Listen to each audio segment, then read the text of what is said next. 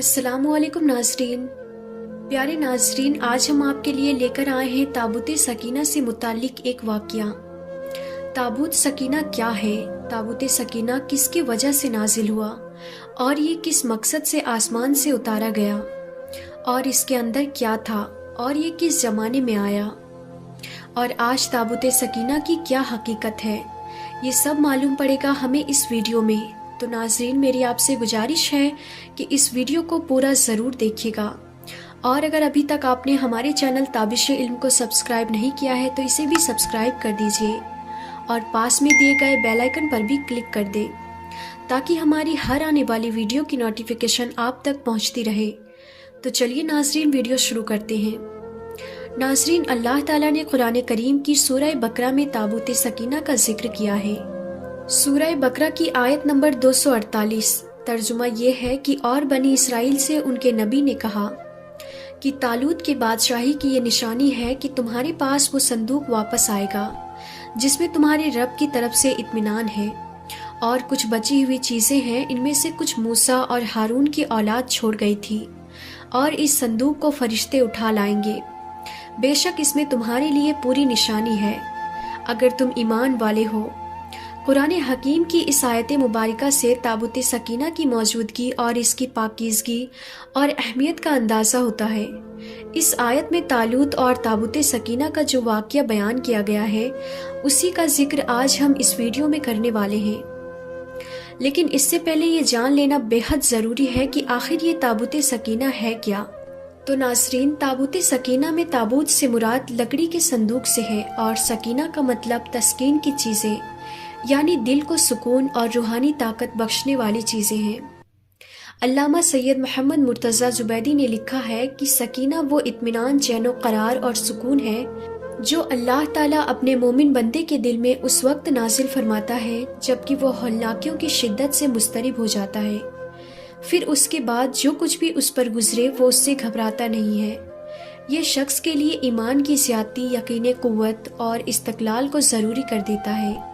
इस तरह ताबूत सकीना से मुराद लकड़ी का एक ऐसा संदूक है जिसमें इत्मीनान कल्ब और तस्कीन का सामान मौजूद है। रिवायत में आता है कि ये ताबूत शमसाद की लकड़ी से बना हुआ है और इसमें बनी इसराइल के अंबिया अलैहिस्सलाम के तबर्रुकात हैं। ताबूत सकीना से मुताल्लिक अक्सर मुफस्सरीन का ये ख्याल है कि यह हज़रत आदम अलैहिस्सलाम पर नाजिल हुआ था और आप हज़रत आदम अलैहिस्सलाम की वफ़ात तक ये आप अलैहिस्सलाम के पास ही रहा और इसके बाद ये ताबूत आपकी औलादों को मिलता रहा और इसी तरह ये नस्ल दर नस्ल चलता हुआ अल्लाह के नबी हज़रत याकूब अलैहिस्सलाम के पास पहुंचा और उसके बाद ये संदूक आप अलैहिस्सलाम की औलाद बनी इसराइल के पास गया। रिवायत में आता है जब ये संदूक सैयदना हज़रत मूसा अलैहिस्सलाम को मिल गया तो आप हज़रत मूसा अलैहिस्सलाम ने इसमें तौरात और अपना सामान रखा। नाज़रीन, ये ताबूत बनी इसराइल के नज़दीक इस कदर अहमियत का हामिल था कि जब वो कफ़ार से जिहाद करते तो इस संदूक को अपने लश्कर के आगे रखते। इस संदूक से बनी इसराइल के लश्कर को ताकत और इत्मीनान कल्ब मिलता और वो बड़े से बड़े दुश्मनों से बेखौफ ख़तर टकरा जाते। इस संदूक की बरकत और अल्लाह तबारक व तआला की मदद से बनी इसराइल बेशुमार मार्कों में सुरखरू हुए।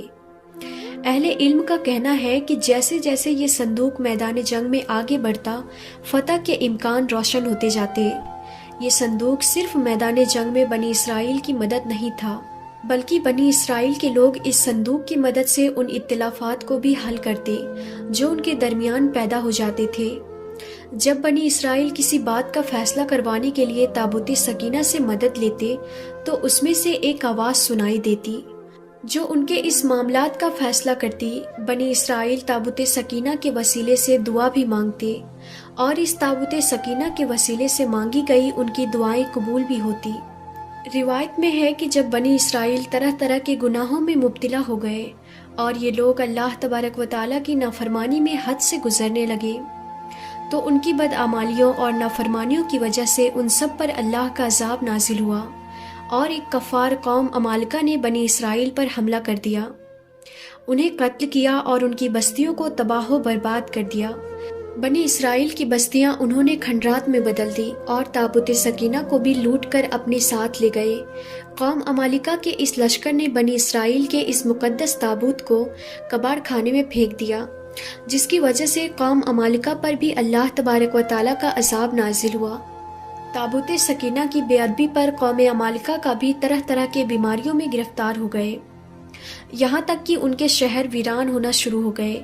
تو انہیں خیال آیا کہ یقیناً یہ بنی اسرائیل کے مقدس صندوق کی بے حرمتی کی وجہ سے ہوا ہے۔ اپنے شہروں کو آفت سے بچانے کے لیے قوم عمالقہ نے تابوت سکینہ کو ایک بیل گاڑی پر لاد کر بنی اسرائیل کی بستی کی طرف بھیج دیا۔ اس دوران اللہ تبارک و تعالیٰ نے آسمان سے 4 فرشتوں کو اس تابوت کی حفاظت پر معمول فرمایا، جو اس صندوق کو باحفاظت بنی اسرائیل کے پاس واپس لے گئے، اور اس طرح بنی اسرائیل کو اپنی کھوئی ہوئی دولت اور طاقت دوبارہ واپس مل گئی۔ ناظرین، جیسا کہ قرآن حکیم میں ہے کہ تابوت سکینہ کی واپسی کو بنی اسرائیل نے طالوت کی بادشاہت کی نشانی تسلیم کیا اور اسے بادشاہ بنا دیا، جس بات پر وہ پہلے راضی نہیں تھے۔ لیکن جب اللہ تبارک و تعالیٰ کے حکم سے انہیں تابوت سکینہ واپس مل گیا تو وہ طالوت کو بادشاہ ماننے پر تیار ہو گئے۔ ناظرین، جس وقت تابوت سکینہ طالوت کے قبضے میں آیا تو اس نے حضرت موسیٰ علیہ السلام کا عصائے مبارک، ان کی مقدس جوتیاں، حضرت ہارون علیہ السلام کا امامہ، حضرت سلیمان علیہ السلام کی انگوٹھی، تورات کی تختیوں کی چند ٹکڑے اور اس کے علاوہ انبیاء کرام علیہ السلام کی صورتوں کے حلیے وغیرہ موجود تھے۔ طالوت کے بعد بنی اسرائیل کی بادشاہت سیدنا حضرت داؤد علیہ السلام کو ملی۔